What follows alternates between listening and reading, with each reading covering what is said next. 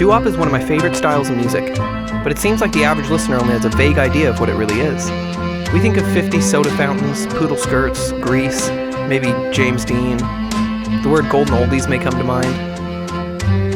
My darling. But the truth is, doo-wop music was an extremely new and pivotal genre that changed the game in the 1950s. Not only did it crystallize the formula of today's modern pop song, it also directly inspired the genres of surf rock, R&B, soul, and most importantly, rock and roll. It was a new style that re-emphasized bands over the soloists of the jazz age, and bringing back a sense of theatrics and costume into music, and it is one of my tops. And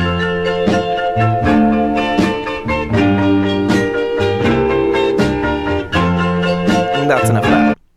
And it's impossible to name the first doo-wop group, but many historians regard the Mills Brothers as extremely influential to the genre, blending their unique style of Negro spirituals with rich, multi-layered harmonies much like a barbershop quartet. No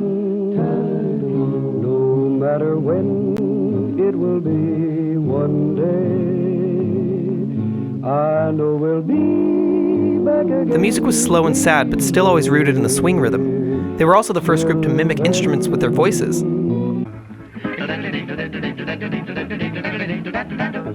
They used onomatopoeias, replacing bass and drums with various nonsense words. Orchestrated scatting. Now technically, doo-wop proper is said to have started in the late 1940s in New York, Philadelphia, Chicago, and LA.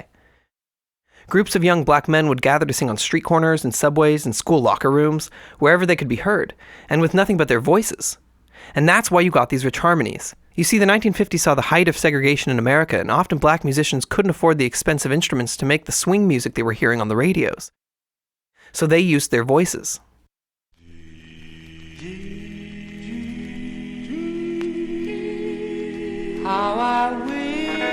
The effect was breathtaking, and almost overnight, the phenomenon of young vocal groups was catching on in cities all over the US. And by no means was this just a boys' game. Groups like Patti LaBelle and the Bluebells, the Bobettes, and the Chantels were becoming just as popular. These were not big label artists with big productions like Sinatra or Judy Garland. These were independents that operated out of local storefronts.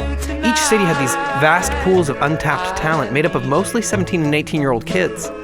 They were reviving the Mills Brothers' technique of using goofy nonsense words for rhythmic punctuation. And sadly, most of them were badly exploited by the record industry. The first doo-wop band to break through those local circuits and achieve national notoriety was Sonny Till and the Orioles, specifically their lead singer Sonny Till. He was a big deal. After Sinatra, he was like the world's first rock star. These are among the first accounts of girls throwing underwear onto stage, way before Elvis or the Beatles. No one had ever been so famous, just for being so sexy. Does she love me? It's too soon to know. Can I believe it when she tells me so? Is she fooling? Is it all a game? Am I the fire or just another flame? Oh, when you listen to early doo-wop, you can tell it was written for an older audience, even if it was embraced by the youth. The music was slow and jazzy. They sang about the moonlight, love loss, and painful memories. And as in the tradition, it featured lush, multi-layered harmonies.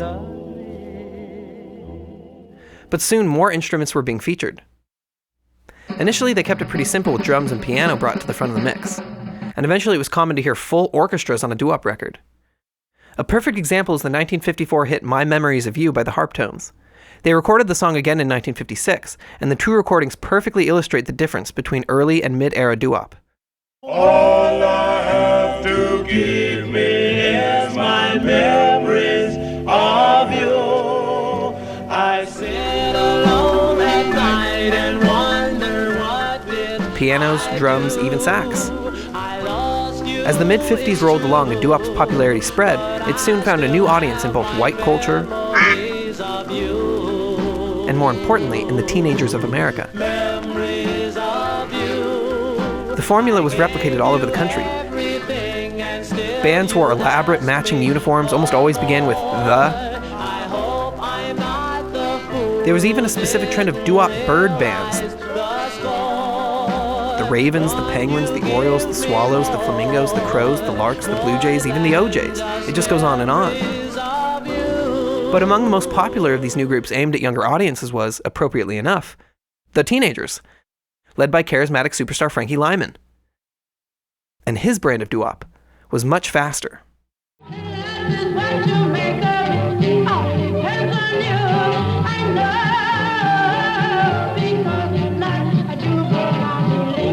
You can see the blueprints of what would become the Jackson 5, even the Isley Brothers. Doo-wop groups now began to branch out and expand their lineups. You saw more and more elaborate characters like Gene Chandler, the Duke of Earl, Little Dodie Stevens. There were also racially integrated groups like the Del Vikings with their hit Come and Go With Me. This was the very song John Lennon performed in front of Paul McCartney when they first met in 1957. As well as groups with both men and women vocalists like the Platters, whose hit ballad Smoke Gets in Your Eyes rose to number 1 on the Billboard charts in 1959.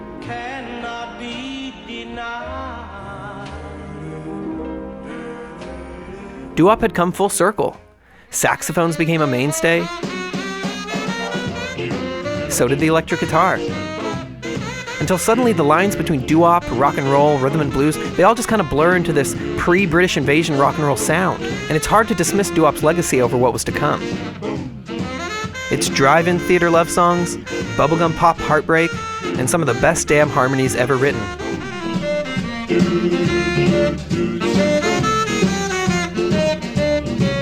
Oh, life could be a dream. Shaboom, if I could take you up in paradise up above. Shaboom, you tell me, darling, I'm the only one that you love. Life could be a dream. Sweetheart, hello, hello again. Shaboom, and up we meet again. Boom, boom, boom. Ding dong, ding dong, oh, life could be a dream. Life could be a dream. Do, do, do, shaboom. If you want to listen to my personal playlist of favorite doo-wop songs, click here. If you want to check out more of my videos on music history, click here. Thanks for watching. Go home. That's all. Bye-bye.